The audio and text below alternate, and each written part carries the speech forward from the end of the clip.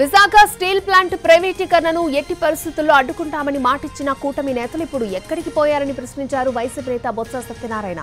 32 departments లో ఉద్యోగులను తొలగిస్తున్నారని, దేశంలో ఎక్కడైనా ఇలాంటి ఘటనలు జరిగాయా అని ప్రశ్నించారు. 30న విశాఖకు వస్తున్న డిప్యూటీ సీఎం పవన్ కళ్యాణ్ దీనికి సమాధానం చెప్పాలని డిమాండ్ చేశారు బొత్స.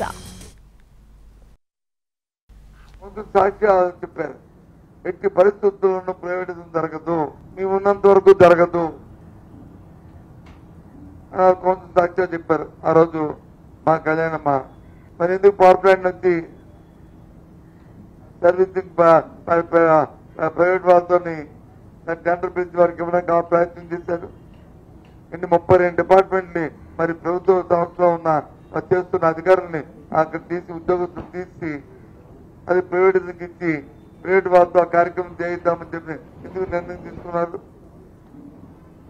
ఎక్కడ దేశంలో ఏ ప్లాంట్ లో జరిగిందా? ఇది ఎందుకు విశాఖపట్నం ప్లాంట్ లో జరుగుతుంది? చెప్పండి నాయకులు, చెప్పండి కుటుంబం నాయకులు, చెప్పండి డిప్యూటీ సీఎం గారు. రేపు 30వ తారీఖు నాడు ఇక్కడ మీ సమావేశం పెడతారు కదా విశాఖపట్నంలో. దీని మీద మీ ఆలోచన ఏంటి? దీని మీద మీ కార్యాచరణ ఏంటి?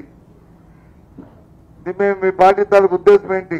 మీ కూటమి తాలూకా పార్టీ ఉద్దేశం ఏంటి మీరు చెప్పాలా? విశాఖ ఉక్కు ఆంధ్రుల హక్కు అని, దీన్ని కాపాడుకోవాల్సిన బాధ్యత అందరిదని అన్నారు బొత్స. విశాఖ స్టీల్ ప్లాంట్ ప్రైవేటీకరణకు వ్యతిరేకంగా వైసీపీ ఉద్యమ కార్యాచరణ రూపొందించిందని చెప్పారు. ఈ ఉద్యమంలో అందరూ భాగస్వాములు కావాలని కోరారు.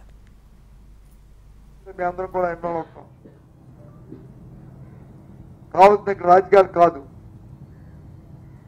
విశాఖ ఉక్కు ఆంధ్రలో కనుక్కునే ఏదైతే ఉందో కానండి దాన్ని సాధకం చేసుకోవాలి. 32 మంది ప్రాణ త్యాగాలతో ఆ ప్లాంట్ వచ్చి ఆ పరిశ్రమకి వచ్చింది. దాన్ని కాపాడుకోవాలి. ఈ ప్రాంత పారిశ్రామిక అభివృద్ధికి అందరూ నడుం కట్టాలి. ఎక్కడ తూట్టుపడినా, ఎవరు తూట్టుపడినా దాన్ని వ్యతిరేకించాలి. అదే మా తాలూకా నినాదం, మా పార్టీ తాలూకా సిద్ధాంతం. అందుకే మాతో కలిసి వచ్చే పార్టీలన్నింటినీ కలుపుకొని ఉద్యమం చేయడానికి నిర్ణయించాం. ఉద్యమ సంఘాలన్నింటినీ కూడా అందరికీ కూడా పిలిపిస్తున్నాం. మేధావులకి, ప్లాంట్ పరిరక్షణ కోసం ఎవరైతే ప్రయత్నిస్తారో వాళ్ళందరినీ కూడా పిలిపిస్తున్నాం. పెద్ద మనసు అందరూ కూడా కలుద్దాం.